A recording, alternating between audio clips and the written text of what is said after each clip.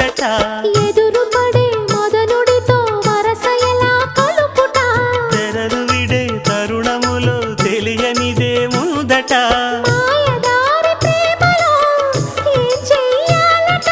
మోయలేని హాయిలో ఒళ్ళోకొస్తే చాలంట బయట కొంగు ఎంతో మంచిది జారుతున్నది